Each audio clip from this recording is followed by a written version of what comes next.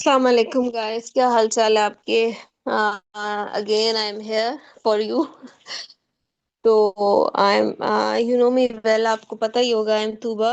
और हम कर रहे हैं कुंदन ऑर्गेनाइजेशन के बिहाफ पे। ये हमने बहुत ही प्यारा सा एक सेटअप किया है फॉर एक अरेंजमेंट किया है मैम मैम ने और सर ने मिलके, सर उबैद ने और मैम सर ने। हमने आज डिफरेंट एक टॉपिक लिया था जो सर इस चीज के बारे में बहुत ज्यादा उन्होंने कि आप बाकी स्ट्रेसर्स के बारे में बात करते हैं, एडल्ट्स के बारे में हम बात करते हैं। हम उनके उनसे रिलेटेड हम टॉपिक्स पे बात किए, हमने बहुत ज्यादा चीजों पे बात, ट्रांसजेंडर्स पे लास्ट टॉपिक था वो बड़ा इंटरेस्टिंग था, उस पे बात की। तो एड्स पे बात की हमने, लेकिन हमने बच्चों पे बात कम की कि स्कूल लेवल पे बच्चों को कैरिकुलम में या उनको क्या क्या प्रॉब्लम्स लाइफ में फेस फेस करनी पड़ रही है। तो हमने उसी बेस पे एक ये वेबिनार रखी है कि हम स्ट्रेसर्स एट स्कूल, जो उनको स्कूल में जो स्ट्रेस उनको फील होता है जब वो स्कूल जाते हैं। तो आजकल के बच्चे क्यों इतने स्ट्रेसफुल हैं। स्कूल में तो आपको, जब हम स्कूल जाते हैं सुबह उठते हैं, हम तो बहुत खुशी खुशी जाते थे, स्कूल जाना है, खेलना है, कूदना है, पढ़ना है और वापस आ जाना है, हमें इतना स्ट्रेस नहीं था शायद। लेकिन आजकल के बच्चों को why they are so feel stress at school, तो आज हम उस पे ही बात करेंगे। अच्छा, तो हम ये करेंगे कि जो हम स्ट्रेस देना बच्चों को दे रहे होते हैं वो क्यों दे रहे होते हैं, क्या एडल्ट्स दे रहे होते हैं, क्या उसमें टीचर्स इन्वॉल्व हैं, क्या उसमें पूरे एडमिनिस्ट्रेशन इन्वॉल्व है, कम्युनिटी इन्वॉल्व है, या पूरा मुल्क का माहौल, हमारा एजुकेशन सिस्टम ही ऐसा है कि वो बच्चों को स्ट्रेस दे रहा है। एक बच्चा छोटा सा है, उसका बैग इतना हैवी है, हमारे पाकिस्तानी सिस्टम में ख़ास तौर पे।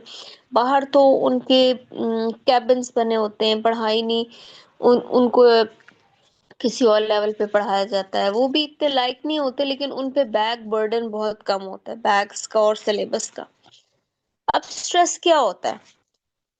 स्ट्रेस बेसिकली ये होता है, एक मेंटल और इमोशनल स्ट्रेन होता है, टेंशन होती है, जो कि हमारी, जिसके नतीजे में हम हमारे एडवर्स इफेक्ट हमें हमें वो एडवर्स रिवर्स लेके जा रही होती है, हमारे ब्रेन को पीछे की तरफ लेके जा रही है। हम स्कूल में पढ़ने जा रहे हैं ना, हम स्कूल में नॉलेज हासिल करने जा रहे हैं, लेकिन वो नॉलेज हमें, किताबें हमें नॉलेज नहीं देती। एक बात याद रखें, किताबें हमें सिर्फ एजुकेशन देती हैं, लर्निंग और चीज होती है, ये मैं बहुत दफा बता चुकी हूँ। हम लर्निंग नहीं करते, हम सिर्फ एजुकेशन हासिल कर रहे हैं। उसने पीएचडी की है, वो डॉक्टर बन गया है, वो लॉयर बन गया है, वट एवर दे ही और शी अचीव, उसका बैग इतना हैवी क्यों है? वाई? क्या एक बैग का हैवीनेस से मेंटल, उसका जो मेंटल आईक्यू है या उसका इमोशनल स्ट्रेस जो है, क्या उस वो भी फिर उतना ही हैवी है? देखिए ऑनेस्ट हो गए ना, अगर उसका बैग हैवी है तो ऑफ कोर्स उसका मेंटल लेवल भी उतना ही हैवी हो गया है। हमें उसका मेंटल स्ट्रेस कम करना है, वो बैग्स का बर्डन उसको अफोर्ड नहीं हो रहा, उसकी स्ट्रक्चर खराब हो रहा है, उसकी फिजिकल हेल्थ खराब हो रही है, वो ये टेंशन में रहता है कि मैं अब स्कूल जाऊंगा तो मैं इतने सब्जेक्ट्स कैसे पढ़ूंगा, और सिर्फ यही नहीं है, मैं वापस जब आऊंगा तो उसके बाद आके मैं ट्यूशन पे भी तो जाऊंगा। तो ये स्ट्रेसेस अब बढ़ते ही जा रहे हैं।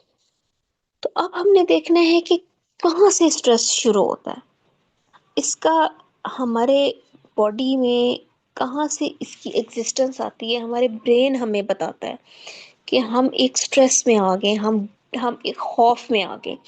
जब आपको ये फील शुरू हो जाए कि बच्चा एक खौफ से गुजर रहा है, उसमें खौफ पैदा हो रहा है और वो खौफ बढ़ता ही जा रहा है और वो उसको मजीद स्ट्रेसर्स की तरफ लेके जा रहा है, बनिस्बत कि वो कुछ सीखे, वो बैक की तरफ जा रहा है, वो सीख नहीं रहा। एक इंटेलिजेंट बच्चा वो पीछे क्यों जा रहा है? आपने कभी ये सोचा? उस पे इतना वर्कलोड है, इतना ज्यादा वो बर्डनाइज है, इतना ज्यादा उस पे एजुकेशन का लोड है, ये भी पढ़ो, अभी तुम्हारा एक सब्जेक्ट, आपको पता है जब आप खाना खाते हैं ना, 4 घंटे लगते हैं आपको एक चीज को हजम करने में, 4 आवर्स। तो आप क्या समझते हैं कि आपने एक बच्चे को मैथ्स पढ़ा दिया और उसके बाद उसने बायो पढ़नी शुरू कर दी, हिस्ट्री पढ़नी शुरू कर दी, तो वो क्या इतने सब्जेक्ट्स को एब्सॉर्ब कर पाएगा?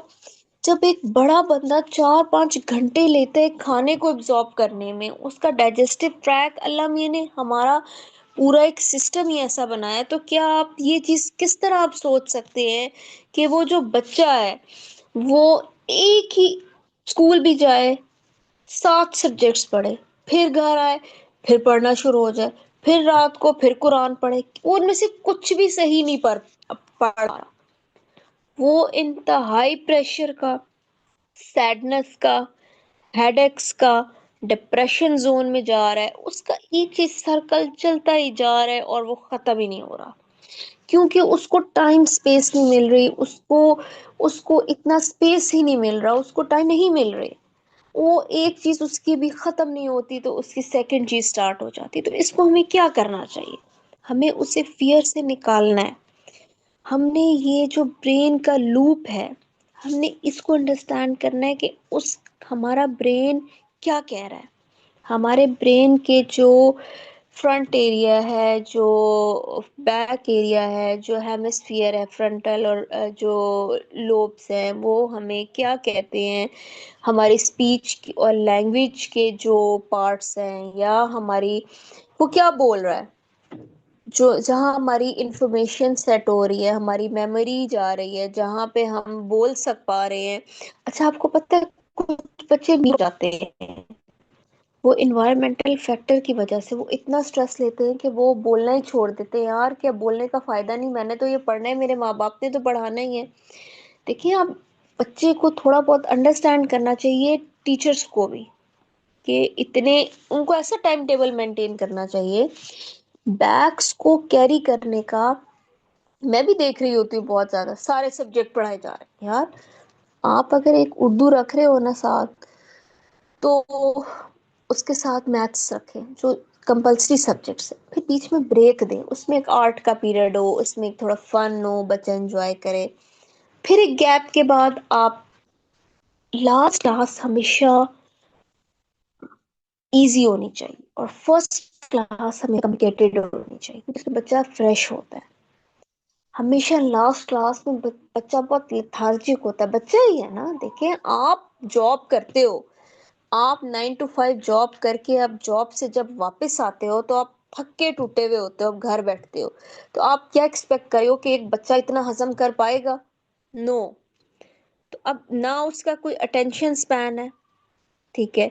अच्छा, मैं आपको एक चीज बता दूं कि जैसे हमारा एक ब्रेन है, उसमें सेलुलर चेंजेस आती हैं हमारे हिप्पोकैम्पस में, ठीक है, हमारा जो हिप्पोकैम्पस है, ठीक है, इंक्रीज होता है हमारा जो ग्लूकोडियो, जो हमारा होता है ना, ग्लूकोकॉर्टिकोइड्स जो होते हैं, ग्लूकोकॉर्टिकोइड्स, ठीक है। अच्छा, इसमें क्रॉनिक स्ट्रेस की वजह से ये इंक्रीज हो रहे होते हैं। अब स्ट्रेस में क्या है, हमारे अटेंशन, देखिए, हम जब पढ़ रहे होते हैं ना, हम एक चीज में अटेंशन भी लगाते हैं, फोकस, यानी कि हम परसीव भी कर रहे होते हैं, परसेप्शन भी हमारी होती है, हमारी शॉर्ट टर्म मेमोरी भी यूज हो रही होती है, यानी कि हमारा जो कॉन्शियस माइंड है, क्योंकि सब कॉन्शियस माइंड में हमारी लॉन्ग टर्म मेमोरी है।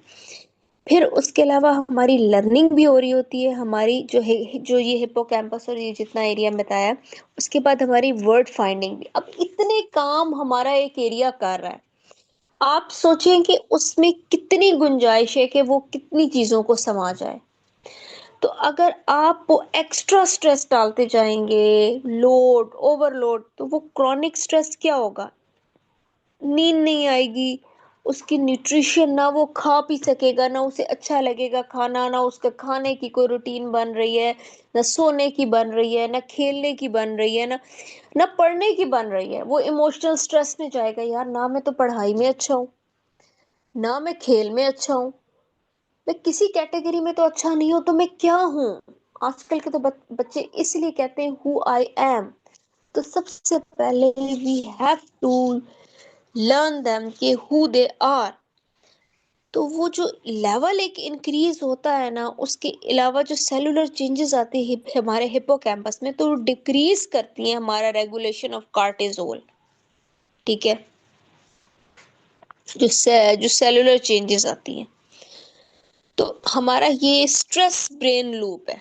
ये हमारा स्ट्रेस ब्रेन लूप है, ये इस तरह चलता है। ठीक है, तो उस स्ट्रेस ब्रेन लूप में हमें जब अटेंशन हम एक्स्ट्रा दे रहे होते हैं, हम परसीव देखें, जब हम चीज को देखेंगे तो उसकी परसेप्शन करेंगे ना। हम देखे बगैर कैसे परसीव कर लेंगे, उसके लिए भी माइंड लगता है, उसके लिए भी हमारा फुल एक एनर्जी लेवल लग रहा होता है जिसका हमें पता ही नहीं होता।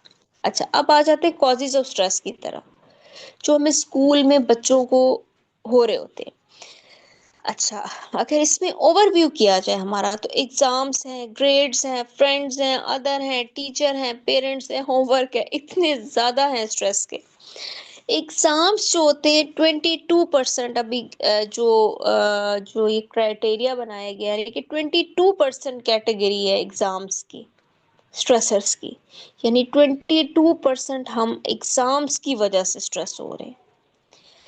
अब ग्रेडिंग की वजह से 23% स्ट्रेस हो रहे हैं। यानी कि हमारा एग्जाम हमें, अब तो इतने, ये असेसमेंट खत्म हुई, फिर 20 डेज, फिर असेसमेंट, फिर असेसमेंट। यार, आप बच्चों को असेस कर रहे हो या उनको पागल बना रहे हो? उस असेसमेंट में क्या करना चाह रहे हो बच्चों के साथ? आप एक क्राइटेरिया रख लें। आपने देखे, हमारे तो first term, second term, third term, हम तो स्ट्रेसफुल नहीं होते थे। आपने फर्स्ट टर्म पढ़ा, अभी बच्चों ने 4 लाइनें पढ़ी नहीं है तो उनको आपने असेसमेंट ले ली, उसमें पढ़ा क्या उन्होंने? वही चीज पढ़ते पढ़ते फिर बीच में वही ड्रामे शुरू हो गए, तो आप उनका स्ट्रेस लेवल खुद ही इंक्रीज करते जा रहे हैं। तो एग्जाम्स के लेवल को, हमें एग्जाम्स को इम्प्रूव करना है कि अपने एग्जाम्स को हमने, फिर उसके बाद उनकी ग्रेडिंग पे हम आ जाते हैं जी। एग्जाम, जाहिर है कि एग्जाम्स इतने ज्यादा हुए जा रहे हैं। आप एक दिन में, जाहिर है, आपने 6 6 एग्जाम्स लेने हैं, आप एक दिन में आपने आधी बुक पढ़ा दी, तो आप जब उस बच्चे से क्या एक्सपेक्ट करें कि वो फर्स्ट ग्रेड ले लेगा? कभी भी नहीं लेगा। फिर उसके बाद फ्रेंड्स का अगर रेशियो देखा जाए तो वो 20% होता है। फ्रेंड्स, ये जो एग्जाम, ग्रेड्स और फ्रेंड्स, ये सबसे ज्यादा है। एग्जाम्स, ग्रेड्स एंड फ्रेंड्स, हमारे 20% हमारे फ्रेंड्स का भी पार्ट होता है इन सारी चीजों में। जो हमारे दोस्त होते हैं, ये कॉजेज है। हमारे दोस्त, जो हमारे पीयर ग्रुप है, वो हमारे स्ट्रेसर्स को बढ़ाने के लिए भी जिम्मेदार होता है। हमें कैसे दोस्त मिलते हैं, हमें कैसी सोसाइटी मिलती है, हम जहाँ जाते हैं क्या वो हमारे साथ हेल्प आउट कर रहे हैं, हमारे साथ एग्जाम्स में हेल्प करा रहे हैं, हमारी हेल्प आउट प्रोजेक्ट्स में। आप कहते हैं बच्चे बच्चे ही होते हैं, बच्चों के छोटे छोटे प्रोजेक्ट्स आजकल तो मिलते हैं, ये बनाओ वो बनाओ। अदर्स जो लोग होते हैं वो 2% कॉज करते हैं, जो मुख्तलिफ आउटसाइड से, कहते हैं दूसरा बंदा। और 13% टीचर्स होती हैं। अच्छा, 16% पेरेंट्स जो होते हैं, और सबसे जो एक कम है ना, वो अदर्स होते हैं, और उसके बाद होमवर्क होता है। होमवर्क सबसे कम स्ट्रेस कॉज करता है, क्योंकि होमवर्क में कुछ भी नहीं होता। सारा स्कूल ही है। जो बेसिक देखें, जो 3 चीजें हैं वो सबसे ज्यादा स्ट्रेस कॉज करने वाली हम स्कूल से लेकर आते हैं। होमवर्क में क्या है? देखिए, अगर हम अच्छी तरीके से बच्चों को पढ़ाएं, तो मेरा नहीं ख्याल कि हम होमवर्क पता क्या देते हैं, लिखे जाओ लिखे जाओ, उसी चीज को उतारते जाओ। यार, आप वो होमवर्क दें जो उनके ब्रेन की कैपेबिलिटी को बढ़ाए, क्रिएटिविटी को बढ़ाए। वो रटा रटाया वही चीज उतार लेंगे, तो उससे उन्हें क्या फायदा? इमला है, आप ये इसकी इमला करके आनी है, आपने क्रिएटिव राइटिंग करके आनी है। अब मैथ्स का क्वेश्चन हु बहू वो ना दें, उसको चेंज कर लें। अब साइंस में कोई एक साइंटिफिक एविडेंस दे दें। ठीक है, मैथ्स में कैलकुलेशंस डिफरेंट कर दें। ज्योग्राफी में कोई ज्योग्राफिकल पॉइंट ऑफ व्यू से, आपकी हिस्ट्री की पॉइंट ऑफ व्यू से आप एक डिफरेंट कोई चीज दे दें, ज्योग्राफी के लिहाज से, के मैप के लिहाज से, कि मैप बना के लाओ, मैप बना के लाओ, उसमें आप बताएं कि मैप में क्या क्या, मतलब आप डिफरेंट पर्सपेक्टिव से होमवर्क को इंटरेस्टिंग बना लें। अच्छा, अब ये तो हमारी कॉसेज हो गई।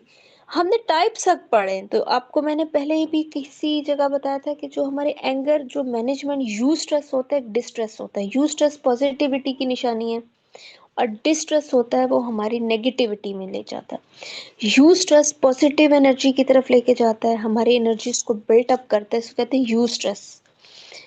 और हमें जो वो शॉर्ट टर्म होता है, ये स्ट्रेस ना हमें शॉर्ट टर्म होता है, थोड़ी देर के लिए होता है। हमें एग्जाम्स का प्रेशर होता है, हम स्ट्रेस लेते हैं, ये एक नॉर्मल सी फीलिंग है ऑफ कोर्स, ये चीज होती है।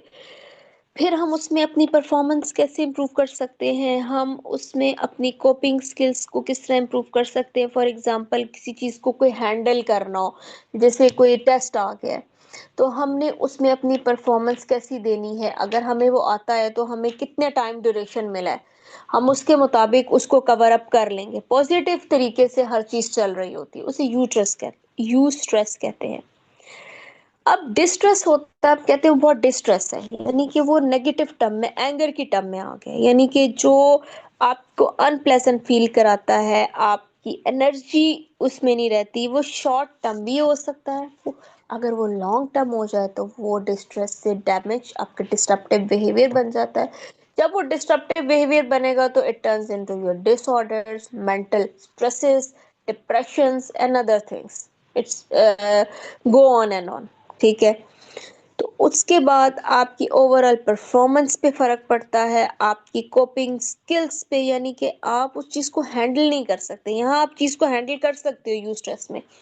अगर आपके पास एग्जाम आया, आपने पहले से पढ़ा हुआ है, आपको इतना टाइम दिया है, देखिए एक स्पेस देना बच्चे को, आप वो मैनेज कर लिया। अगर आप कह रहे हैं कि कल आपने 8 सब्जेक्ट पढ़ा दिए और आपने कहा कि 6 टॉपिक का टेस्ट है, तो वो बच्चा कैसे करेगा, वो डिस्ट्रेस में आ जाएगा।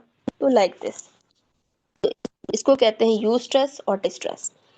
अब फिजिकल स्ट्रेस क्या होता है, हमारी मेंटल हेल्थ तो वैसे ही खराब है, तो बच्चों की न्यूट्रिशन तो उससे भी खराब। फिजिकली दे आर टोटली, कहते हैं ना, डिस्ट्रैक्टेड और डिस्टर्ब, यानी कि हमें थ्रेट किया जाता है, हमें तुमने ये काम करना है, काम करना ही करना है, ये काम नहीं करना तो तुम्हें मार पड़ेगी।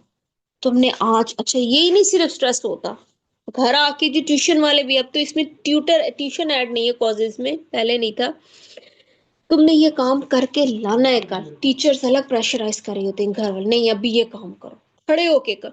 वो बच्चा उतना थ्रेट किया जाता है, फिजिकली मारा भी जाता है, फिर उससे मेंटल स्ट्रेस क्रिएट होता है।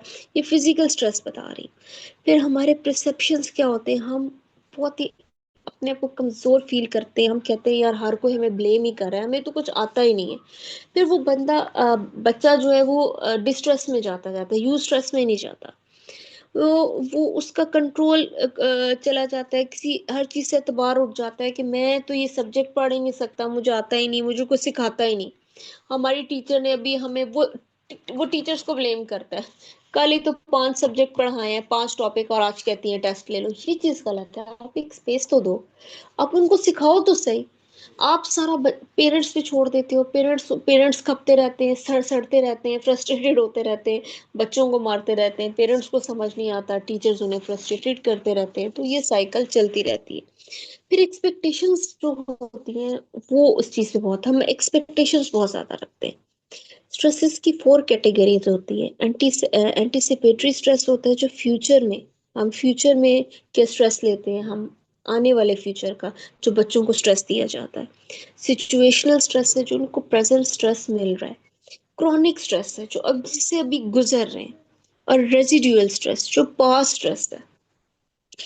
अब इनसे बात करें तो जैसे फ्यूचर में हमें, फॉर एग्जांपल, हमें तुमने ये बनना है, अब वो बच्चे को इतना ज्यादा प्रेशर है, चाहे वो बन सकता है, क्या वो बन भी सकता है, लेकिन उसे पहले ही इतना ज्यादा आपने पैनिक कर दिया है कि वो उसका अडेप्ट,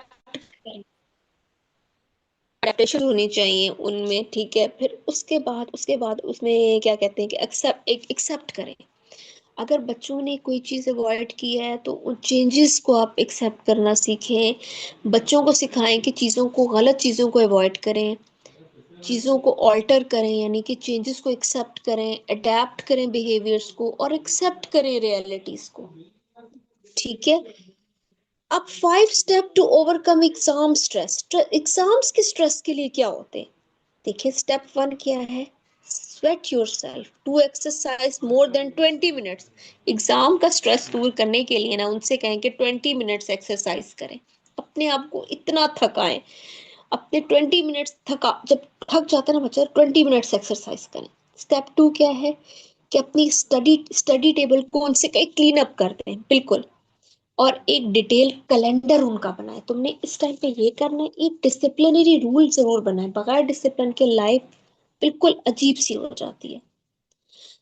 उनको ब्रेकफास्ट कभी स्किप ना करें, कभी भी बच्चों को दूध का एक गिलास ही दे दें, अंडा उबला हुआ दे दें, उसमें उसमें अंडा उबाल के या अंडे को मैश करके दे दें, नहीं खाते बच्चे अंडा, दूध का गिलास दे दें, उसके साथ कोई एक हेल्दी एप्पल दे दें।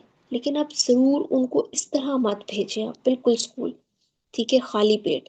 उनकी स्लीप पैटर्न का ध्यान रखें, ज्यादा उनको ना इतना ना थकाएं कि वो रात को फिर उन्हें नींद ही ना आए। आपने देखा थक जाता है उनको, उनकी बात जरूर ले लें, ये जो होता है ना बात से भी नींद आ जाती है आपको, हॉट हॉट बात होता है।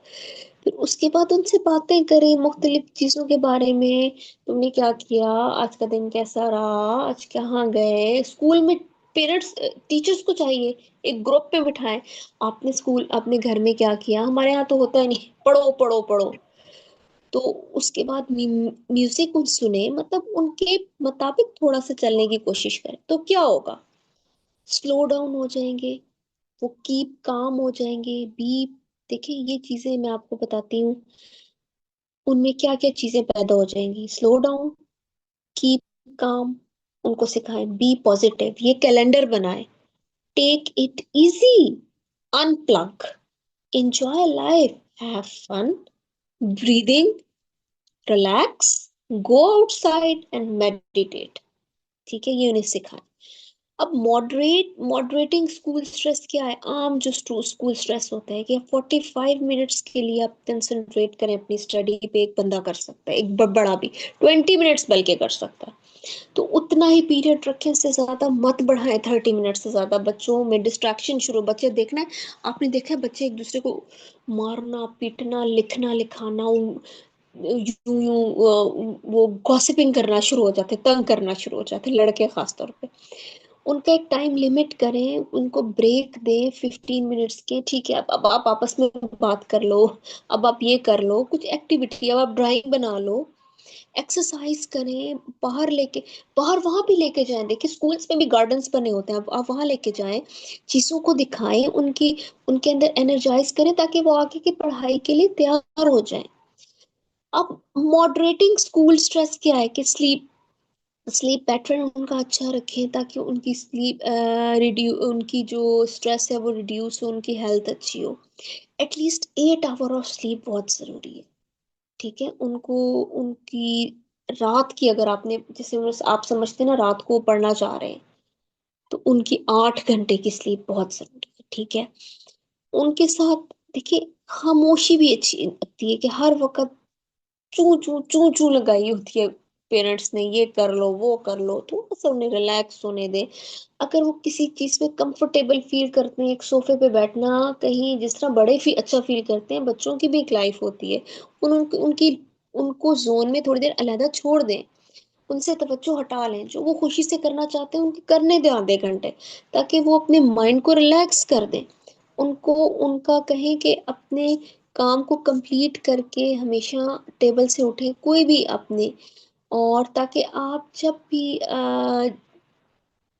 बेड पे जाने लगे तो आपका काम, आपका जो साइड टेबल है वो क्लीन अप हो, ताकि आप इजीली सो सकें, आपकी बॉडी रिलैक्स हो सके सबकॉन्शियसली। आप जो अगर स्ट्रेसेस में रहेंगे तो आप कभी भी कामयाब नहीं हो सकते। तो हमेशा याद रखें कि अपनी पर्सनल लिमिट्स को हमेशा याद रखें, make sure that you have adequate time to, अपनी स्टडी में ख़ास वक्त रखें, और तकरीबन 15 मिनट्स अपने स्टडी वीक में होने चाहिए, हर वीक में 15 मिनट्स निकालें जो उनके रिलैक्सेशन के लिए हो, हर वीक में हर दिन 15 मिनट्स निकालें, उनको सजेस्ट करें कि किस तरह वो एक अपनी स्ट्रेस को रिमूव करने के लिए पर्सनल नीड्स को अपनी यूज कर सकते हैं इंडिविजुअलाइज तरीके से, सेपरेट। फिर उसके बाद उनको उनको खुश रहने के लिए थोड़ा सा अपने अपने आप में खुश रहने दें, उनके साथ प्रॉमिस करें कि अगर तुम ये काम करोगे तो मैं यहाँ लेके जाऊंगा, उनको कुछ रीइंफोर्समेंट एक्टिविटी करें। फिर उनकी पर्सनालिटी परसेप्शन, मतलब डिफरेंट पर्सनालिटीज होती हैं जिस तरह, जैसे टाइप ए है पर्सनालिटी, बहुत स्ट्रिक्ट होते हैं, डिसिप्लिन होते हैं एक्सट्रीमली, कुछ बच्चे गोल ओरिएंटेड होते हैं, कुछ में सेंस ऑफ टाइम होता है। डिफरेंट पर्सनालिटी टाइप बता रही हूँ मैं, ठीक है। और टाइप बी में होता है कुछ रिलैक्स होते हैं, बहुत इजी गोइंग होते हैं, कम्पिटेटिव होते हैं। और आइडियल कम्बिनेशन होता है जो दोनों चीज़ें होती हैं, यानी कि वो स्ट्रिक्ट भी होते हैं, वो रिलैक्स्ड भी होते हैं, ठीक है, वो इजी गोइंग भी होते हैं, वो डिसिप्लिन भी होते हैं। अब आप दोनों एक्सट्रीम पर हैं, एक बहुत ही स्ट्रिक्ट है, सेंस ऑफ टाइम, हर चीज अर्जेंसी में करनी, एक बहुत ही रिलैक्स है, दोनों गलत है। आपको आइडियल कम्बिनेशन होनी चाहिए। रिलैक्सेशन टेक्निक सिखाएं कि अगर आपको कभी प्रॉब्लम आ रही है, स्ट्रेसिंग आ रही है, तो ब्रीदिंग एक्सरसाइज करें। मसल की रिलैक्सेशन की उन्हें वीडियोस दिखाएं और उन पे उनको लेके जाएं। उनको योगे की आदत बच्चों को जरूर डालें, क्योंकि वो बहुत जरूरी होती है योगे की आदत, ठीक है। तो वो चीज़ें उन्हें जो है वो बहुत ज़्यादा कहते हैं ना कि उनके लिए बहुत इम्पोर्टेंट होती है। तो ये हमारा टॉपिक करने का मकसद ही ये था कि हम बता सकें कि बच्चों के अंदर कितने स्ट्रेस हैं। हम किसी तरह उन्हें जज नहीं कर सकते,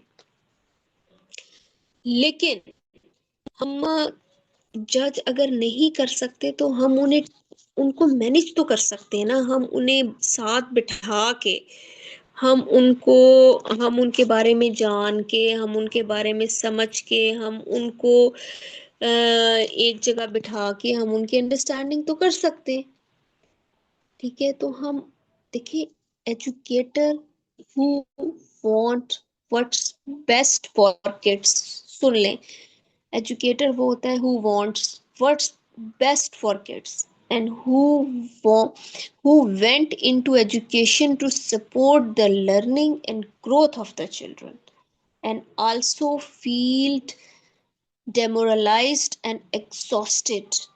They too know the system is a failure and leading kids to struggle and suffer. एक ये चीज़ बहुत इम्पोर्टेंट है।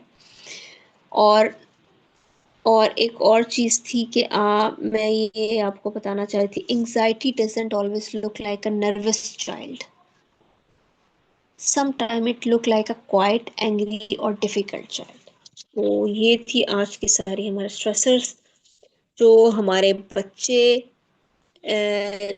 लाइफ में फेस कर रहे हैं, और उन्हें प्रॉब्लम्स हो रही हैं। हमने उन प्रॉब्लम्स को सुनना है और उनको जज करना है कि किस तरह हम लोग जो है किस तरह इस चीज़ को कवर अप कर सकते हैं और उस चीज़ को आगे लेके चल सकते हैं। तो आज का टॉपिक आप बताएं, आपको समझ आया? क्योंकि बहुत इम्पोर्टेंट है। You all students, you all have stress, different type of stress. कुछ स्ट्रेस रिलीज हुआ कि नहीं, बताएं।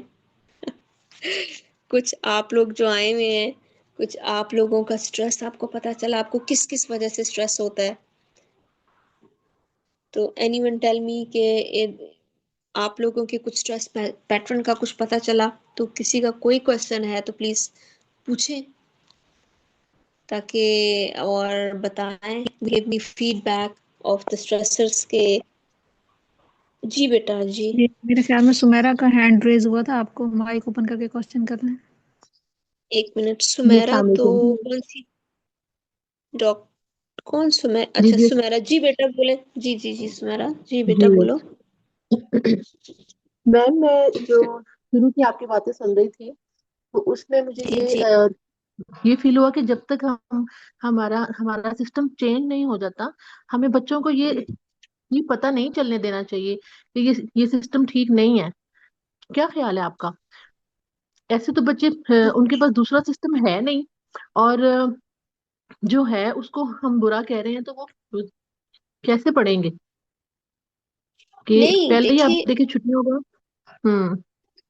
देखिए बेटा, जी जी। बात हम बुरा नहीं कह रहे, हम बुरा नहीं कह रहे हैं, हम हम्म। बुराई करने, मेरा मकसद हम्म। ये है कि सच बता रहे हैं। कि बच्चों जी को, देखिए ये सिर्फ पाकिस्तान में नहीं है, आपको पता है, आपको एक बात जी बताऊं, मेंटल स्ट्रेस जी जो होता है ना वो कहीं पे भी